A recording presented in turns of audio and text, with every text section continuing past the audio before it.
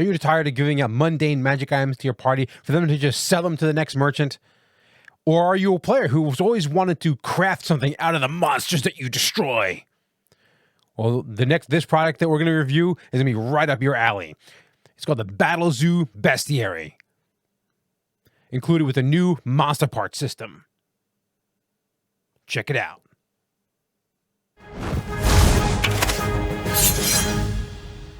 All right, as we said before, we're going to be reviewing the new bestiary from the Roll for Combat called the Battlezoo Bestiary.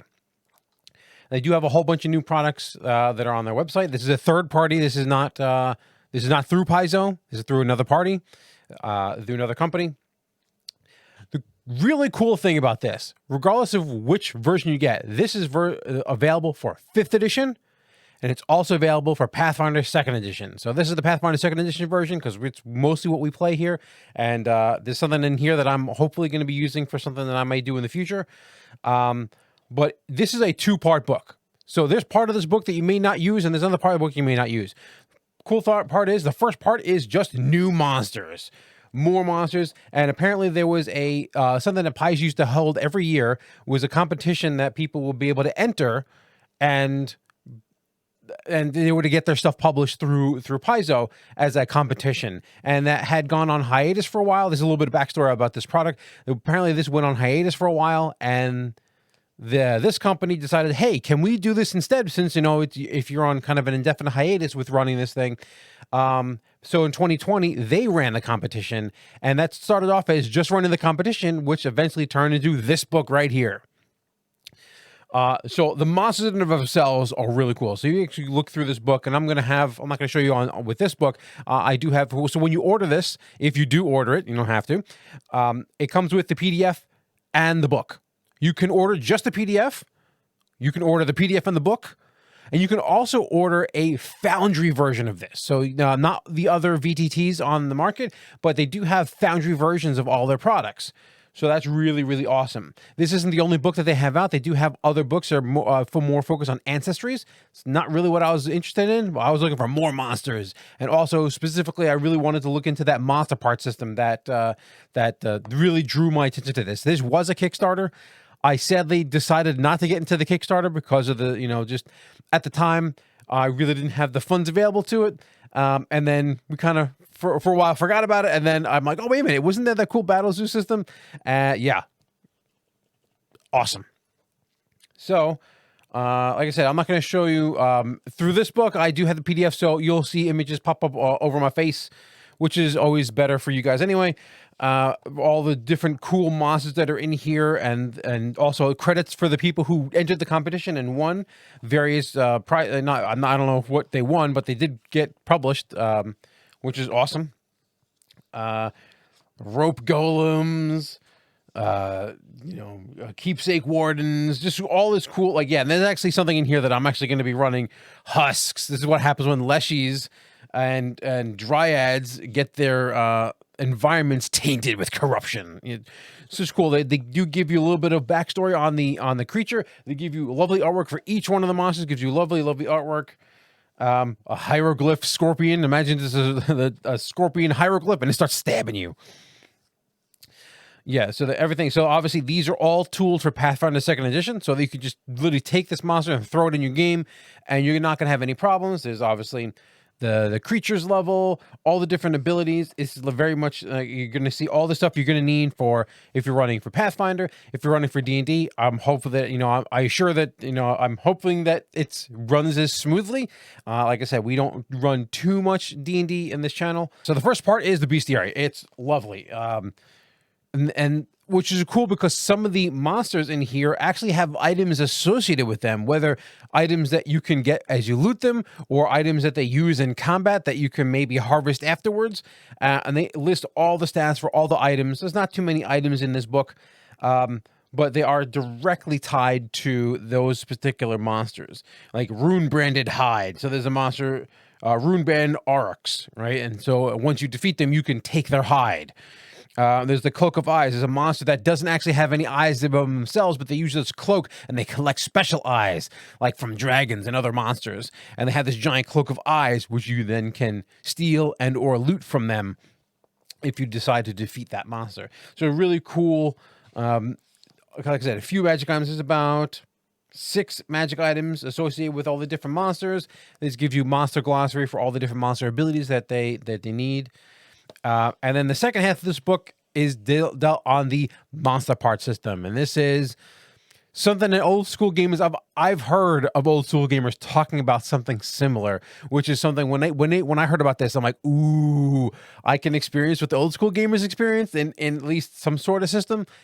Yeah, you know, when you specifically take the dragon's hide and make your armor or shield out of it, or eat the dragon's heart, cool stuff like that. Not that grotesque in when this system is, but I also remember running systems in 3rd edition where it let you craft your own items. This, yes, more of this, please. So, like I said, the bestiary is a bestiary. It's just more monsters, interesting monsters, gives you backstory, gives you lore, gives you images for each of the characters. Yeah, more monsters. Because right now there's only 3 bestiaries for core Pathfinder for 2nd edition.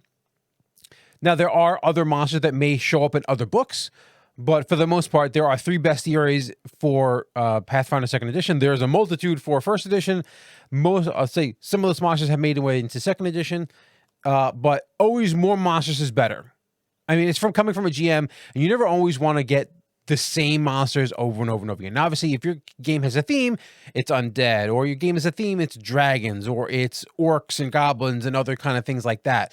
You can have a theme of monsters, but you never want to get the same old boring, like, okay, it's another 50 goblins, they're souped up goblins, okay. Oh, there's another 20 goblins, oh, they're special. Variety. Variety is the spice of life here, and having more options is always a good thing. So, especially, actually, when I was reading through this, I already got a couple of ideas for that game that I might be running for monsters that would make sense in the world that we're going to be placing the players in. Well, yes, like I said, let's throw up a monster. Oh, here's a cool monster that I thought. It's called an iron fern. It's literally a fern coated with a special material that it exudes from its skin, and it basically has iron skin, which makes it like deadly. It's a level 2 creature, and it's a plant. And this thing literally attacks people with its like iron leaves, and it stabs you with the iron leaves. And also has rules for if you do enough damage, the outer coating can shatter, and now you're just fighting a plant. A mindless plant, but a plant that can hold its own in combat, which I thought was really cool. It gives you a little bit of lore of why these things exist. He says the iron ferns are as hazardous as they are valuable. The reason that the players might want it to harvest it. And it has the information about the metal coating. It has melee. It has it can shoot its leaves out, which is always awesome. And the cool thing they have in here that it could take an action to sharpen its leaves to get more damage. Awesome. Like I said, you're going to see that in front of my facts right now. Yet again, cool thing is it doesn't look. Monsters in here don't have to be powerful, but they have to be cool. And a lot of the monsters in here are really cool. And I'm surprised this one only won the copper position. There's copper, silver, gold, and platinum. Look, having an iron fern attack you, that's terrifying. Terrifying. Okay. And there's even whole classes of monsters. That there's the husk monsters, and they give you 3 different varieties of husk monsters. Like I mentioned before, they have the leashy husk, the dryad husk. If the dryad is its main tree is destroyed, and it's they're saying that the loss of their home tree could be particularly devastating, and this could cause the dryad to turn into a husk, and it makes it evil. And also you have a boreal husk, which is just the 3 different level variants of it. Obviously, the leshy is a level 0. The leshy husk is level 0. Then we move up to the dryad husk, which is a level 3, and then the arboreal husk is a level 8. So it gives you a variety to add. And also, if you're using the level 8 husk, you can throw in dryads, and maybe it's controlling all the other husk kind of type creatures that you can have. Or maybe you have a corrupted druid who has an army of these things just fighting the players. Yeah, the hieroglyph scorpion, I just thought was a cool concept where a hieroglyph is actually sentient and starts to attack you. And you have, let's see, let's go with some higher level stuff. Let's see. Oh, yeah, here's cool something. It's not that high level, but it's a living blade. It's a sentient blade that tries to corrupt the wielder into, it's basically to make it follow what it wants to do. And the weapon has you can make it a blade, you can make it a mace, you can make it whatever you want. I would even say you can make it even armor, but a lot of these stats are specific because it's a weapon. But this thing specifically tries to corrupt its wielder to, it has a goal. It wants to maybe kill all the undead. Man, that's a good thing, but it forces the wielder and controls its will to do that one thing. So it's evil because it's specifically in this case, it's neutral evil because it doesn't care what you want. It cares what it wants. And there's no bargaining here. It tries to force you to do what it wants. It could be to be the best warrior. It wants to be the best. Well, it needs the best warrior, so it's going to corrupt that wielder to not do maybe something it needs to do. Oh, you want to help, like you're on a quest to, help this village, save people. And and the weapon is not interested in saving people. They're interested to be the best warrior. Yeah, really cool thing. You could do a lot with something like this. You can literally even make it to where maybe the player purges the curse off of the weapon or item and makes it sentient, but it doesn't make you want to corrupt the wielder. Maybe it wants to work with the wielder. So really cool kind of story things can really happen with the living blade, and it can summon if it's by itself and it's trying to like best another warrior for it to pick the weapon up. It can summon phantom warriors that of prior members that used to wield the weapon. So yeah, awesome. There we go. You just, look, we had living weapons, we had corrupted husk leashes, now we have the Orb of Insanity. Yeah, so, yeah, this is high level stuff.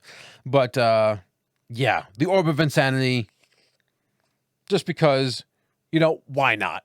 Why not? Look, every game should have an Orb of Insanity. Come on. Especially if you're talking about Cthulhu stuff, you want to run a more horror-themed game. The Orb of Insanity, someone crafted it and they got out of control, and now maybe the players have to stop it, or the orb just constantly corrupts people around it and everyone's insane and you got to figure out why, and you got to go deal with the Orb of Insanity, just as you do. I love the fact that there's a reaction called Forbidden Knowledge. A creature targets the Orb of Insanity with a divination spell that has the mental trait. The triggering effect gains knowledge the fragile minds cannot endure. Gains a +4 status bonus to occultism checks for 1 day, and then it must make a DC 37 will save. If you fail, if you succeed, you are stunned 1 and stupefied 1. The stupefied condition decreases by 1 every 24 hours. If you fail, as success, but the creature is stunned 4 and stupefied 3. Yeah, you're messed up. As a critical failure, the creature's psyche shatters under immense weight of the orb. The creature becomes controlled by the orb for 1 day. This is a source for an entire campaign, and yeah, I'm already having ideas about that. You have phase tigers. You have look, we all know owlbears. We all know. But have you know about the mighty parrot bear? Parrot bear.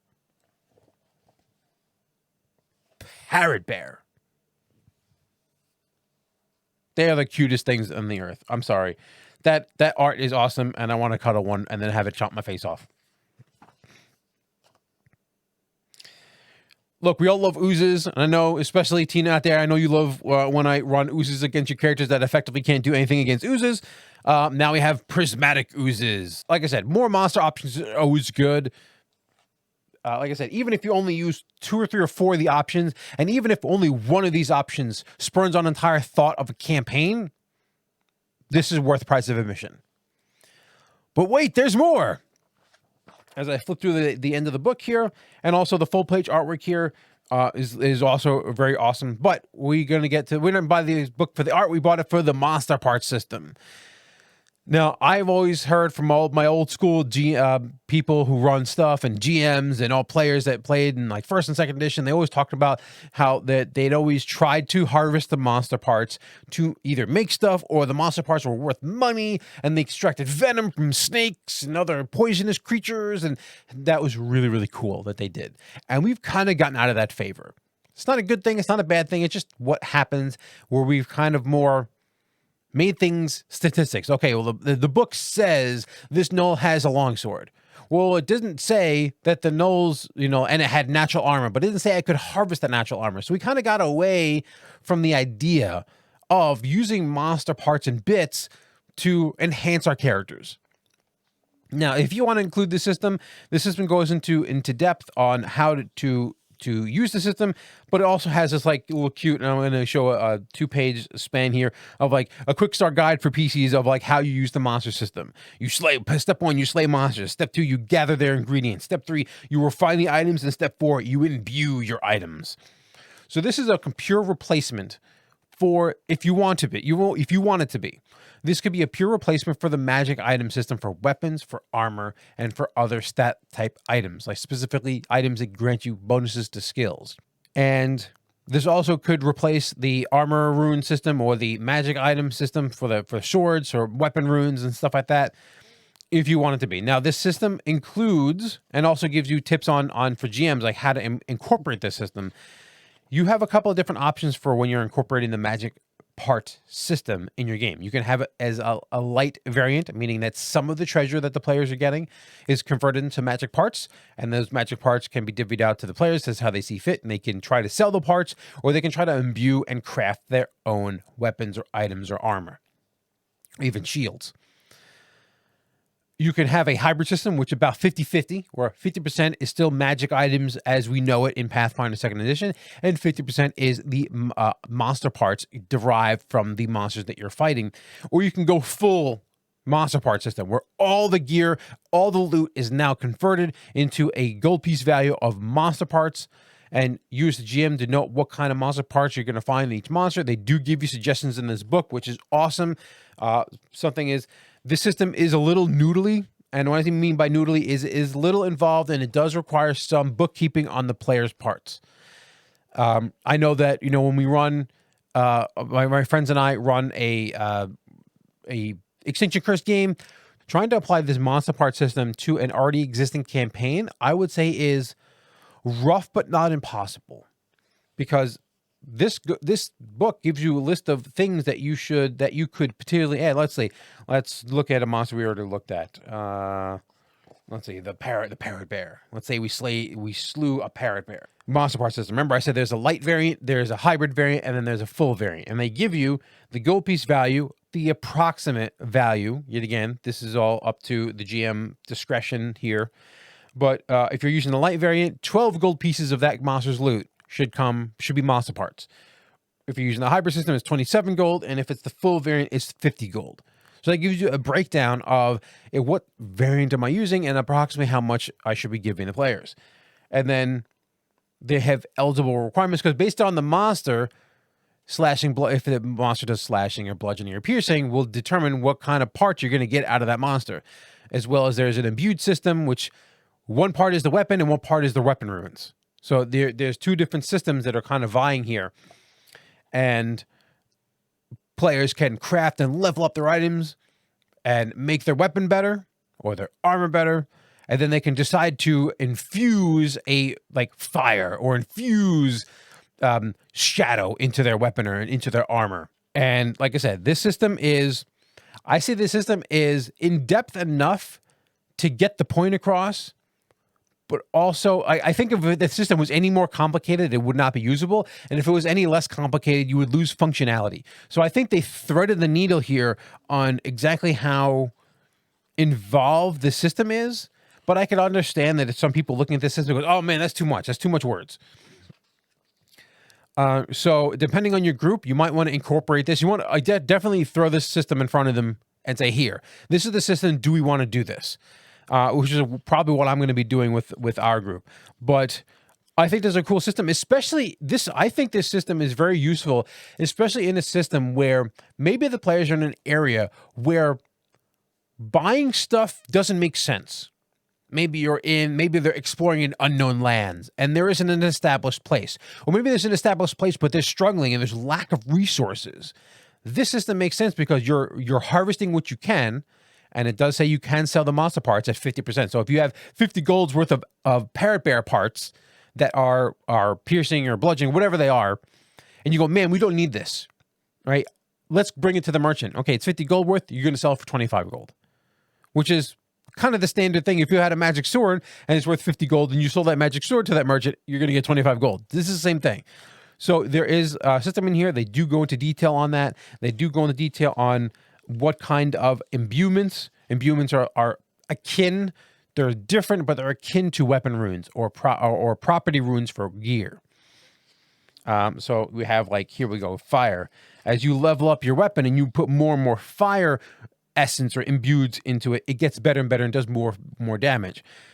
Some of these do have different paths, so they do different things, and you have to decide the path when you, as a player, when you start imbuing items. They do understand that this system does require a bit more bookkeeping than normal. So when you're giving out loot, and you do give out a certain number of bludgeoning monster parts, because what they fought was like a big guy with, big fist, and he punched people and he did bludgeoning damage. Okay, well, he did bludgeoning damage, so most likely going to get bludgeoning parts out of it. They, in here, let the players, and then there's no role for crafting your own item. It's just you're kind of taking the parts and kind of molding them into the thing. So this system does lack skill checks in a way. They do give you its own skill feat if you wanted to get better at harvesting parts out of a monster, out of a specific monster. It also incorporates lore. If you have a specific lore on a monster, you get bonuses. They also have 2 archetypes in this. So for player options, they do have 2 archetypes in the system for if you want to be like focused on a vestige hunter or a specifically, what were the 2? It was give you 2. Here we go. Monster mage archetype and the vestige hunter archetype. They do give you 2 archetypes in here if players really want to focus in on the idea of them hunting down and harvesting monsters, and they give you different options in here. And they also give you that skill feat, which you could just take on your own if that's like, if you want to use it. But yeah, if you want to get that old school feel of like, I have this sword from the bone of a dragon, that sounds awesome. And they even tell you that you should really name your own item when you craft it, which I thought was really cool. Because we've all played old school games like EverQuest and stuff like that, and you never just got a +1 sword. You never got a +2 sword with a fire rune on it. No, it was Harold's earring that let you breathe underwater, or some sort of special like journeyman's boots. They were named and they had a story. And here you can make your own item and you can have it have its own story, which I think is awesome. But is it right for every game? No. I will say right now, it is not right for every game. It's not right for every group. But if it's right for you, I can imagine how much fun I'd have as a player using this system and crafting my own armor. You think of the movie The Dragonheart. The tentacular character had a shield after he started hunting dragons. He had a shield, full of like spikes and scales of all the different dragons he slayed, and it helped him protect himself from the dragon's fire. Catch! I've got quite a collection of victims in here.